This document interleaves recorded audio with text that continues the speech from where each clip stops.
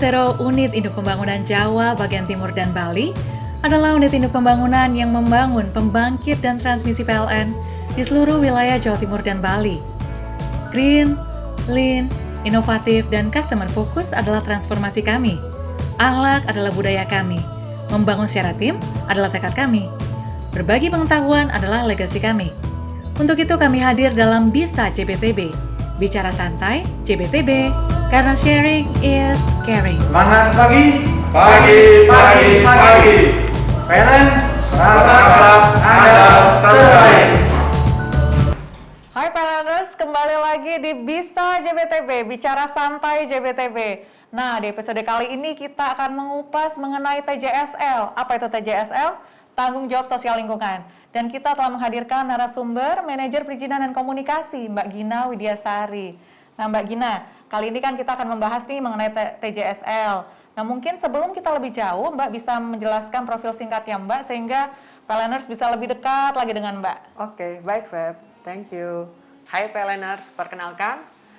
Nama saya Gina Widiasari, lahir di Banyuwangi 28 Mei 1983. Nah, saya bertugas di PLN sejak 2008. Dulu pertama kali bertugas itu di Pikitring JBN, Prokitring DKI Jaya dan Banten. Sampai dengan tahun 2013. Kemudian saya mutasi ke WIP 7 Surabaya. 2013 sampai 2018 di UPP 1 bagian pertanahan. 2018 sampai 2021 saya di Perencanaan Umum WIP JBTB 1. Di April 2021 sampai sekarang saya di Perizinan dan Komunikasi. Nah, disinilah CSR kita diproses. Demikian kira-kira profil singkatnya, Feb. Terima kasih Mbak Gina. Wah, berarti sudah ke beberapa bidang ya. Nah, Mbak mungkin bisa dikasih tahu nih sama PLNers nih, apa itu TJSL dan dasar pelaksanaannya itu apa-apa aja sih dasar hukumnya seperti itu? Ya. Jadi sebenarnya TJSL itu setiap kita mengambil tindakan atau keputusan itu kan menimbulkan satu resiko. Nah, TJSL ini merupakan satu tanggung jawab sosial dari perusahaan kita atas resiko yang akan terjadi. Dasar hukumnya yaitu yang pertama ada undang-undang terkait perseroan terbatas ya, nomor 40 tahun 2007. Nah, di sana disebutkan bahwa setiap kegiatan yang berkaitan dengan sumber daya alam maka wajib melaksanakan TJSL. Kemudian ada juga PP nomor 59 tahun 2017. Nah, di sana mengatur tentang SDGs, Sustainable Development Goals. Kemudian selain itu ada juga terkait dengan surat Menteri BUMN ke Sekretariat Kabinet. Nah, itu berkaitan dengan peran CSR BUMN dalam rangka pemulihan ekonomi. Kemudian di internal PLN sendiri, karena kita memang sudah sangat-sangat berkomitmen terhadap CSR ini, kita ada Perdir nomor 135 dan 138. Kira-kira itu secara singkat dasar hukum pelaksanaan CSR di PLN. Berarti TJSL ini sebenarnya yang lebih dikenal secara awam itu dengan CSR ya, Corporate Social Responsibility ya? Yes, kita lebih awam dengan nama CSR ya. Namun sekarang memang di PLN disebutnya dengan TJSL ya? Ya. Nah, mungkin Mbak bisa dikasih tahu ke para PLNers ini tujuannya apa sih sebenarnya kita melaksanakan TJSL? Kenapa perusahaan itu harus ngasih TJSL ke masyarakat? Sebenarnya tujuannya itu yang pertama itu amanah undang-undang. Kan kita sudah diamanahkan kalau kita berkegiatan itu maka wajib untuk mengeluarkan CSR. Kemudian mendukung program SDGs pemerintah. Selain itu menjadi perusahaan yang GCG, Good Work Corporate Governance. Maksudnya di sini dengan kita mengeluarkan CSR atau TJSL ini harapannya itu akan meningkatkan kepercayaan stakeholder kepada PLN. Nah, selain itu untuk mendukung peningkatan kinerja unit serta mempererat engagement antara kita dan stakeholder. Baik itu dari pemilik tanah, warga, kepala desa, muspika, bupati, atau bahkan sampai level di atasnya. Gitu. Oh, berarti bisa dibilang dia berdasarkan SDGs juga ya? Iya. Berarti kalau mungkin bisa sebelum kita lebih jauh lagi ke SDGs, mungkin bisa dijelaskan SDGs-nya yang mau ditempuh oleh PLN itu, yang tujuan-tujuannya gitu. Oh, oke. Jadi sebenarnya SDGs ini kan ada 17 tujuan ya, tapi tidak semuanya menjadi prioritas di PLN. Yang kita prioritaskan itu ada 6 sebenarnya. Yang pertama itu ada energi bersih dan terjangkau. Kemudian ada pekerjaan layak dan pertumbuhan ekonomi. Selanjutnya ada konsumsi dan produksi yang bertanggung jawab. Kemudian ada penanganan perubahan iklim. Selanjutnya ada menjaga ekosistem laut dan menjaga ekosistem darat. Nah, kalau boleh tahu nih, kan pastinya PLN punya banyak program-program ya, seperti yang sudah kita baca juga di beberapa media. Nah, program-programnya ini sebenarnya kok bisa dikasih tahu nggak Mbak? Apa-apa aja sih secara garis besar programnya? Di JBTB ya? Ya. Oke, baik. Jadi sebenarnya di JBTB ini kita punya dana yang lumayan besar untuk mengelola CSR selama tahun 2021. Kita punya 3,6 M untuk 60 kegiatan CSR. Itu merata di kantor induk UPP 2, UPP 3, dan UPP 4. Contohnya di kantor induk itu kita punya pengembangan usaha hidroponik. Yang ini kemarin kita menang lomba CSR ya tahun 2020 dan 2021. Wow, luar biasa. Kemudian ada juga rumah batik Wistara. Ini juga kalau nggak salah menang juga di tahun 2020. Kemudian di UPP 2, jadi di kantor unit itu kita juga ada pelaksanaan untuk program CSR. Itu di UPP 2 ada biogas. Biogas ini di Jombang, kemudian ada pemberdayaan perempuan, ibu-ibu PKK. Ada membuat pelatihan membuat keripik, pelatihan membuat kue kering gitu. Kemudian selain itu ada juga budaya lele. Kemudian yang biasanya kita lakukan juga itu kita membantu untuk merenovasi fasum. Baik itu berupa jalan desa maupun berupa TPS itu. Selanjutnya untuk UPP 3 itu kita ada pemberdayaan untuk pengembangan UMKM tahu tempe. Kemudian perbaikan sarana air bersih dan pelatihan-pelatihan bagi ibu-ibu PKK. Sama juga di UPP 4 ada juga perbaikan fasum, renovasi sarana pendidikan, kemudian ada juga untuk pengembangan sarana kelompok tenun dan pengembangan wisata. Kira-kira seperti itu sih. Totalnya kita ada 60 program untuk tahun ini. Oh, begitu. Berarti ada 60 program ya. Kalau boleh tahu yang disasar itu kira-kira masyarakat yang di mana ya? Yang disasar oleh PLN khususnya di UIP JBTB. Ya, untuk JBTB ini kita kan base project-nya itu terkait dengan pembangunan gardu induk, SUTET, SUTT, dan pembangkit. Tentunya yang menjadi prioritas pertama kita, warga yang bisa menikmati CSR ini ya warga yang berkaitan langsung dengan atau ada di sekitar proyek kita. Harapannya yaitu tadi, dengan meningkatkan engagement dengan warga, stakeholder itu, harapannya ke depan itu bisa memperlancar penyelesaian maupun pada saat pengusahaan, itu kita bisa lebih aman fasilitas kita yang ada di sekitar warga itu. Karena warga ikut merasa memiliki dan terikat, harapannya seperti itu. Berarti sebenarnya kita memberikan kepada masyarakat, tapi khususnya yang berada di sekitar jaringan transmisi seperti itu ya Mbak. Nah, kalau boleh tahu nih, berarti program-programnya ini saya pengen memastikan sih, kan program-programnya tadi banyak ada 60, berarti dia di banyak sisi, namun lebih dititik beratkan di 6 SDGs yang tadi ya berarti ya? Iya. Dan sekarang ini setelah masyarakat itu apakah ada resistensi atau semuanya terhadap CSR ini membuka dengan tangan lebar?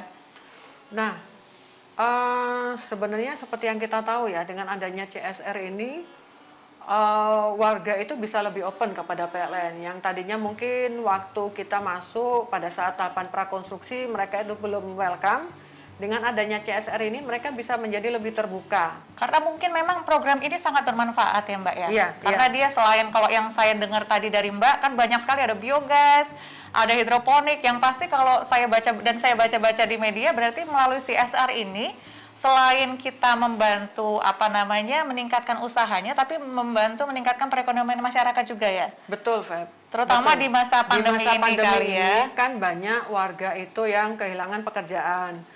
Nah, beberapa program kita itu bentuknya workshop dan pelatihan. Bahkan kita belikan alatnya. Contohnya kemarin yang di Pasuruan itu, ibu-ibu PKK kita berikan workshop untuk pembuatan keripik dan kue kering. Itu sekalian kita belikan alatnya untuk membuat keripik. Kemudian ada juga di Pasuruan juga, itu ada lele ya, jadi budidaya lele. Jadi kita sediakan untuk sarana kolamnya sampai dengan bibit lelenya. Berarti memang sangat luar biasa ya, dari segala sisi memang yang dibutuhkan oleh masyarakat, terus dia bisa meningkatkan perekonomian. Memang ini program-program yang sangat bermanfaat dan diharapkan bisa mencapai tujuan yang tadi ya, tujuan pembangunan berkelanjutan SDGs tadi ya. Betul. Luar biasa. Nah, itu tadi teman-teman kita bincang singkat, nggak terlalu singkat juga, terkait CSR atau yang lebih dikenal dengan TJSL. Nah, berikut ini kita akan hadirkan juga nih di masa pandemi, apa-apa sih yang dibutuhkan yang masih berhubungan dengan lingkungan. Kita akan menghadirkan narasumber yang akan berbicara mengenai lingkungan, Mbak. Jadi Betul. ada yang mengolah minyak jelantah menjadi sabun, Ya. dan juga tadi jeruk kimkit. Jeruk kimkit ya. Ya, jeruk kimkit menjadi minuman yang Betul. bisa untuk menjaga vitalitas di masa pandemi ini. Oke, sekarang kita akan mengundang narasumber kita. Klik. Hai Paleners, sekarang kita menghadirkan lagi nih, ada 2 narasumber, yaitu Syakila Kalista Syaki dan juga Nevan Aska Fiardi dari SD Kaliasin 1. Nah, kita mungkin mau kenalan dulu nih. Gimana? Boleh perkenalan dulu? Oke. Hai semuanya, perkenalkan nama saya Syakila Kalista Syaki, biasa dipanggil Sila. Saya merupakan finalis Pangeran Putri Lingkungan Hidup 2021 dengan nomor peserta 168 dari SDN Kaliasin 1 Surabaya. Di sini saya memiliki proyek yaitu pengelolaan limbah minyak jelantah. Oke. Oke, kalau Nevan mungkin deh. Hai, Ayo. aku perkenalkan nama saya Nevan Aska Fiardi dari SDN Kaliasin 1 Surabaya, kelas 5, finalis Pangeran Lingkungan Hidup 2021 dengan nomor peserta 93. Nah, mungkin bisa diceritain nih prestasi-prestasinya adik-adik ke teman-teman. Oke. Kalau aku sendiri selain finalis Pangeran Putri Lingkungan Hidup 2021, Cila juga juara 1 lomba presenter cilik di Java di Papilio Hotel, juga juara 3 presenter cilik di Java Paragon. Ada juga juara 2 presenter di Speak Up, dan juga juara 2 lomba pencarian bakat. Cila juga sebagai host jurnalis Kids BBS TV, juga peserta Bridge to Student Workshop.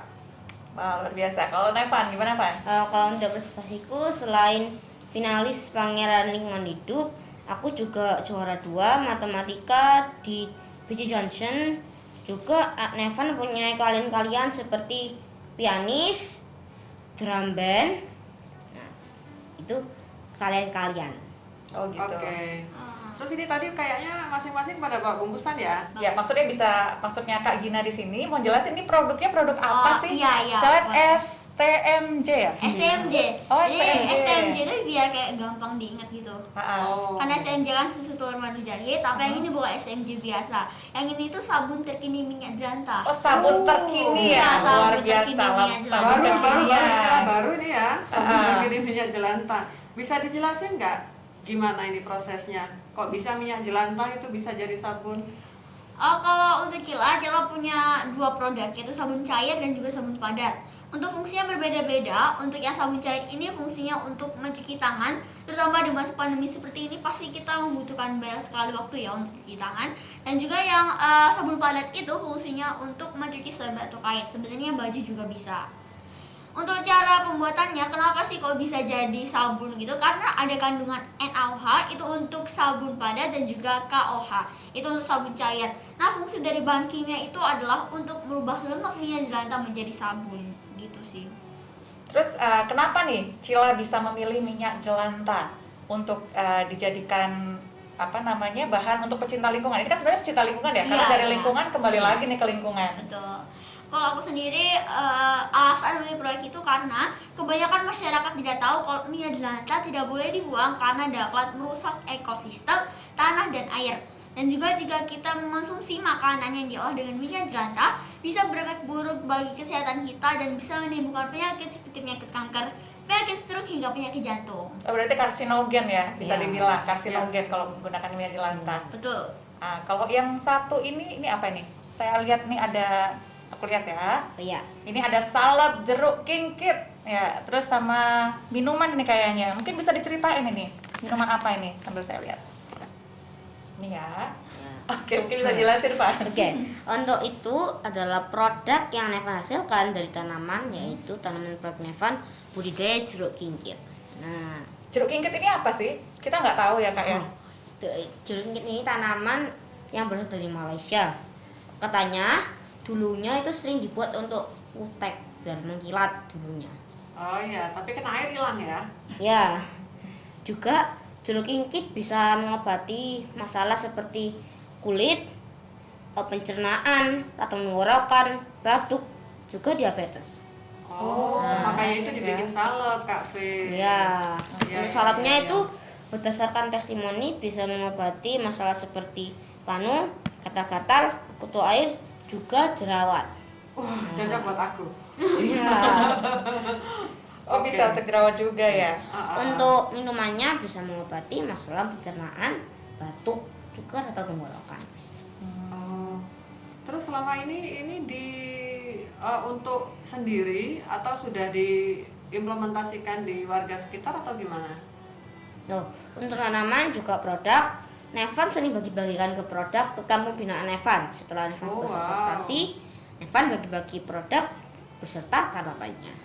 Sudah punya kampung binaan ya? Di Sudah. mana kampung binaannya? Kalau boleh tahu kampung- mungkin bisa diceritakan? Oke, kampung binaannya ada di Kang Oro-Oro Ombo, ada di Kelenting Tengah, Gubeng Erlangga, Kaliasin Gang 7 dan 8, di Legundi, di Kenikir, juga di Kampung Lempung.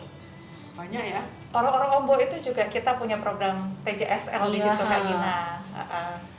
Kalau Decila, ini di mana? Kalau aku juga ada di Oro-Oro, ada juga di Granting Tengah Baru, di Kertajaya, juga di RW 5 Lempung. Itu di RT 1, 2, 3, 4, 5, 6, 7, 8, 9, 10, 11. Oh, kayak menghitung 11 ya. RT. Ya, ada 11 RT. Juga di Kanginan DKA juga. Terus kalau misalnya nih kan udah punya kampung binaan nih. Kalau misalnya kami nih PLN, biasanya kalau punya kampung binaan berarti ada acara ke sana, mungkin sosialisasi atau Betul. mungkin Atau workshop pelatihan, gitu ya. iya Oh. pembinaan. Kalau Nevan sama Cila gimana? Kalau aku di kampung binaan itu kayak mengubah kampung binaannya menjadi kayak lebih cantik, indah juga. Mengajarkan masyarakatnya tentang pembuatan sabun cair, tentang bank sampah gitu sih.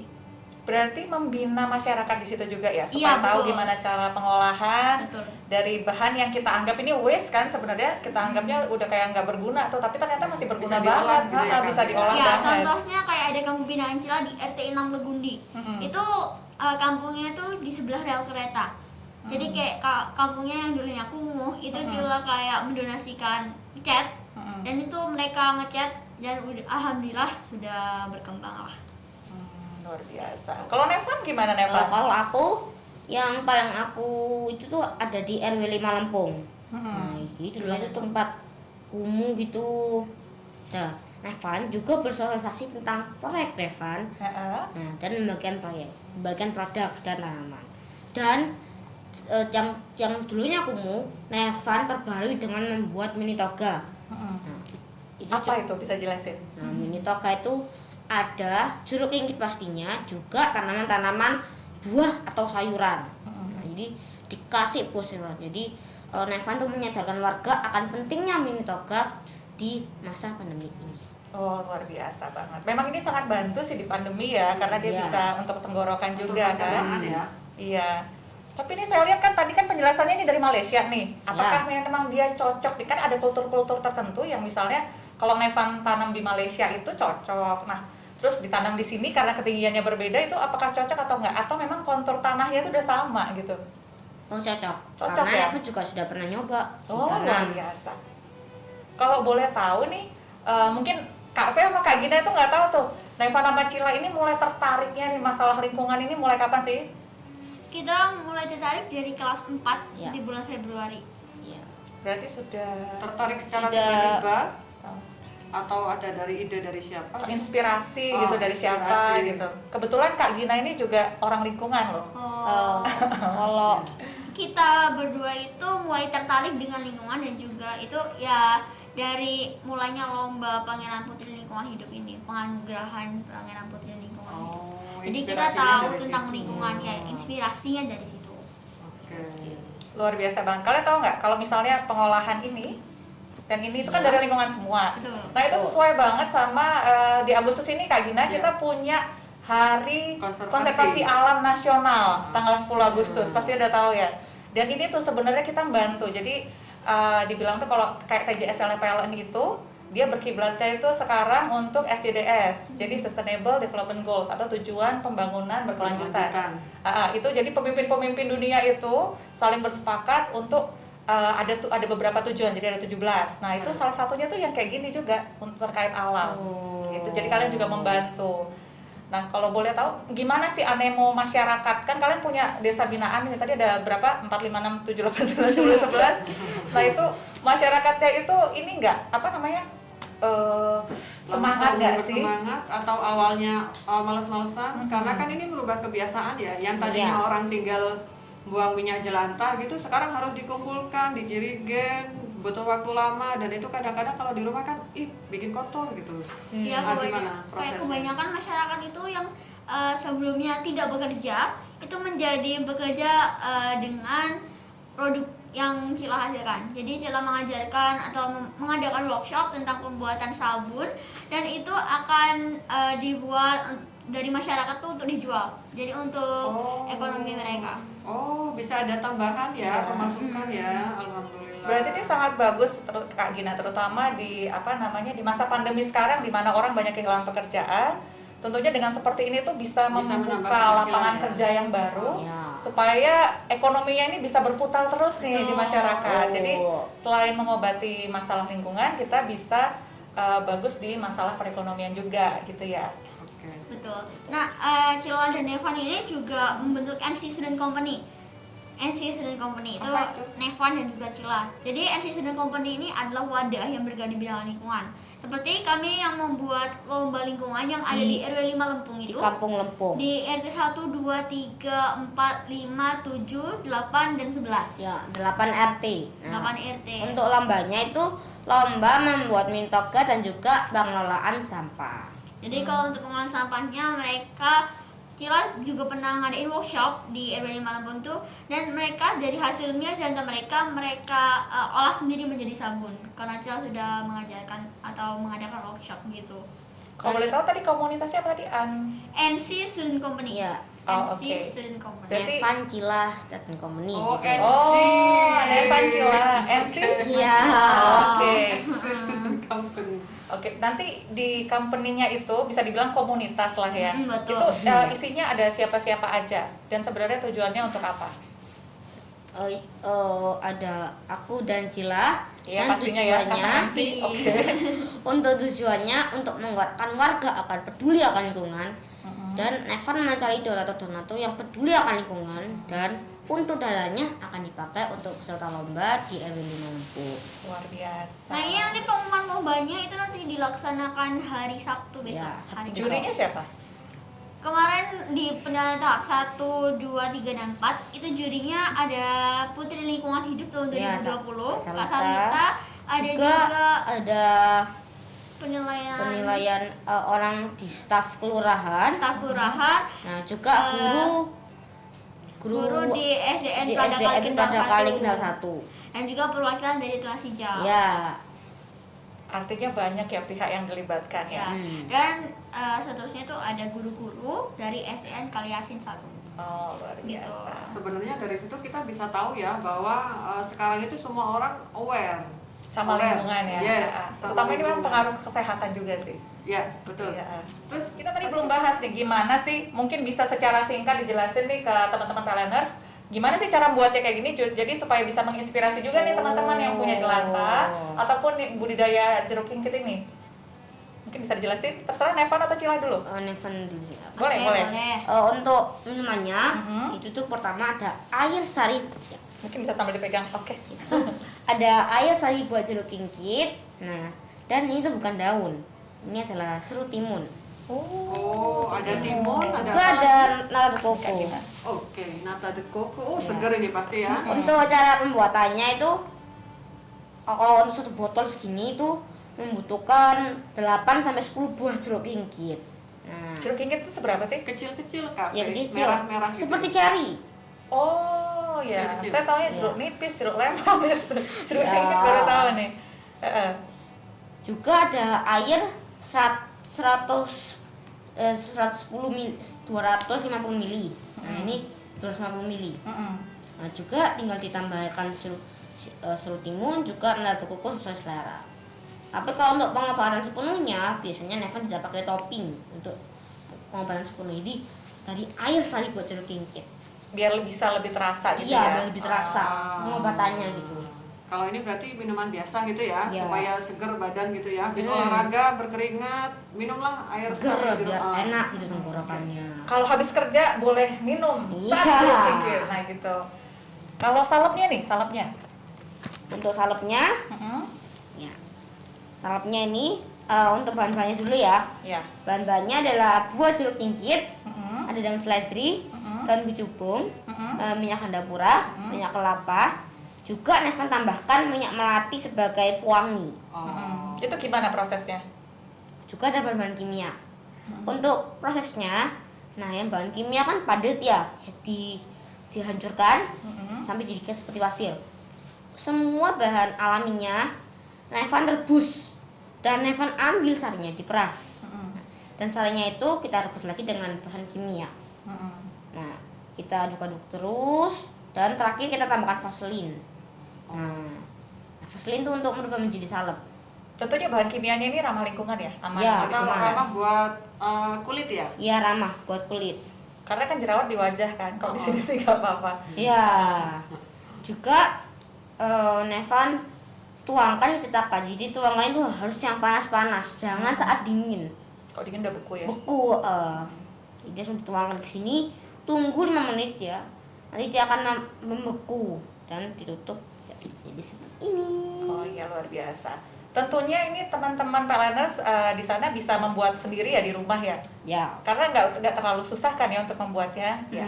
Jadi mungkin teman-teman yang punya jeruk kimchi di rumah mungkin bisa mengaplikasikan ini karena ini sangat cocok di masa pandemi untuk tenggorokan dan untuk menjaga vitalitas tubuh sih. Dan sekarang mungkin beralih ke Cila. Cila. Dek Ya. Cila, silakan Dek Cila dijelaskan Oke. terkait. Oh iya. Oh, ini sabun cair, ini sabun. Warnanya hampir sama ya untuk nggak salah minum. Iya. Iya, iya. Kalau untuk yang sabun cair dari sabun padat ini agak lama proses pembuatannya. Kalau untuk yang sabun padat ini dia simple. Jadi aku mungkin jelasin yang sabun padat dulu ya. Kalau untuk yang sabun padat ini yang pertama kita harus merendam minyak jelantahnya dengan arang aktif. Jadi arangnya itu dipanasin di kompor gitu. Terus habis itu kita masukin, kan kita rendam, itu kita diamkan selama semalaman. Itu semalaman dan juga habis itu kita saring dengan kain. Itu untuk menyaring kotoran dari minyak jelantah tersebut. Dan juga yang fungsi arangnya itu untuk menyerap bau dari minyak jelantah. Nah setelah itu kita larutkan ada NaOH dan juga air. Nah fungsi NaOH itu untuk merubah lemak minyak jelantah tersebut menjadi sabun. Jadi dari itu kita aduk dulu, dan setelah diaduk, setelah rata kita langsung masukin ke dalam minyak jelantahnya. Itu kita aduk sampai agak mengental, kita langsung masukin ke dalam cetakan. Jadi harus langsung dimasukin, kalau nggak dimasukin nanti dia langsung kayak mengental gitu, nggak bisa kayak udah kebeku gitu, nggak bisa dimasukin ke cetakan lagi. Nah itu kita diemin selama 2-3 hari sudah jadi sih, sudah bisa dipakai. Itu untuk proses pembuatan sabun padat, jadi cukup simpel. Tapi untuk yang sabun cair ini kita membutuhkan bahan-bahan seperti daun sirih dan juga daun binahong. Itu fungsinya untuk antibakteri. Juga ada KOH. KOH itu sejenis NaOH.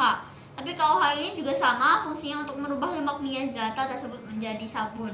Jadi yang pertama sama, kita merendam minyak jelantahnya bersama arang aktif semalaman dan juga kita saring dengan kain untuk menyaring kotoran. Nah setelah itu kita masukin larutan dari KOH dan juga air, kita aduk sampai jadi pasta. Jadi kalau sabun padat ini jadi agak mengental, tapi kalau untuk yang sabun cair ini jadi kayak pasta. Kalau dia dibalik itu sudah kayak nggak tumpah lagi, dan juga kalau diaduk itu udah kayak keras, jadi kayak udah apa ya, berat gitu loh. Nah setelah itu kita masukin air rebusan dari daun sirihnya. Oh belakangan ya. Ya habis jadi sabun, habis jadi mengental, itu kita masukin air rebusan dari daun sirih. Jadi daun sirihnya itu kita campur sama 1650 gram air biasa, itu kita rebus dan kita masukkan ke dalam adonan minyak jelantah dan juga KOH. Itu habis itu, kalau itu kita kayak hilangin mengentalnya, kayak ada adonan yang masih mengental, itu kita aduk terus dan juga kita langsung masukin ke dalam botol, tapi jangan ditutup. nanti dia bisa kayak mengental banget gitu. Itu sih. Lumayan susah ya kalau Iya, kalau bikin yang sabun ya. cair dia lumayan rumit gitu. Tapi mungkin masih bisa lah diaplikasikan untuk Praktekin. teman-teman di rumah. Bisa, karena nyatanya sudah punya kampung binaan gitu adik-adik ini. Ya kalau misalnya nggak punya daun sirih bisa pakai daun binahong. Daun binahong. Untuk antibakterialnya tadi Iya, ya? betul. Ya. Ya itu tadi berarti ini bisa menginspirasi kita nih untuk yang besar-besar. Kalau anak kecil aja seperti Cila dan Evan bisa, berarti kita pun pasti bisa untuk mengaplikasikannya di rumah. Dan ini sangat bermanfaat baik terhadap lingkungan maupun kita bisa pakai sendiri nih. Kayak gitu ya Kak Gina ya. Betul sekali. Mungkin ada pesan-pesan untuk PLNers di rumah Untuk tentang lingkungan? untuk PL nurse di rumah jangan buang minyak jelantah secara sembarangan karena dapat merusak ekosistem tanah dan air. Nah, jika kalian punya minyak jelantah, boleh langsung DM ke IG-nya Cila, ismi_cila.syakila, chila.shaqilla.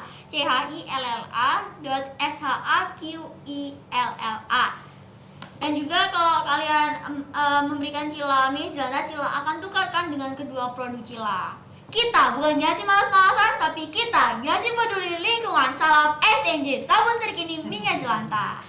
Tadi slogannya. gitu. Neva, mau nambah ya? Kalau untuk aku, kita harus terus menanam karena menanam sangat penting. Menanam bisa menambahkan oksigen, bisa menjadikan udara menjadi segar, juga bisa menyerap CO2. Bisa memperkecil efek rumah kaca ya. Iya. Betul. Betul. Ada lagi yang mau ditambahin? Gitu aja. Untuk pesan-pesan di rumah? Oh, terus ada capaian. Nah, iya capaian proyeknya. Capaian proyek pasti Capaian ada proyek itu. pasti ada. Kalau aku sendiri aku sudah mengumpulkan sebanyak 1.232,35 liter. Jadi 1.000 liter lebih itu Cila Banyak ya. kumpulkan dari warga-warga dan juga wisata kuliner. Contoh wisata kulinernya seperti Taman Prestasi dan juga di wisata kuliner di Marvel. Itu. Dan juga Cila telah membuat sebanyak 955,5 liter sabun cair dan juga Cila telah membuat sebanyak ini 666 piece. Wow, Keren ya. Cila telah berkontribusi sabun cuci tangan ini ke 75 tempat. Oh, luar Jadi biasa. kayak di kafe-kafe dan juga Cila sudah mendapat izin dari DKRTH, sudah kayak memberikan surat gitu, mengajukan surat. Jadi kalau Cila ketemu kayak tempat cuci tangan umum yang kosong itu bisa langsung diisi sendiri gitu. Oke, luar biasa. Kalau dari Neva? Kalau untuk aku sudah menanam jeruk kingkit itu sudah 8.019 bibit dari biji, bibit maupun stek dari batang. Nah, Keren. Luar biasa. ya. Nevan juga sudah mensosialisasikan ke 2056 orang. Nah, itu juga ada bibit. Jadi, setelah sosialisasi ada bibit gitu. Dan membuat 2 jingle lingkungan bersama Cila agar mempermudah sosialisasi gitu biar semangat. Nah, Biar orang gampang ngingat gitu ya. Iya. Ya, itulah tadi bincang-bincang kita sama Nevan dan juga Cila. Jadi saya dan Kak Gina pamit. Kita ketemu lagi dalam Bisa JBTB berikutnya, Bicara Santai JBTB. Dan dengan program ini kita juga telah menyukseskan SJDS, di mana tadi sesuai bahasa kita pertama Kak Gina, TJSL kita juga mendukung SJDS. PLN terbaik.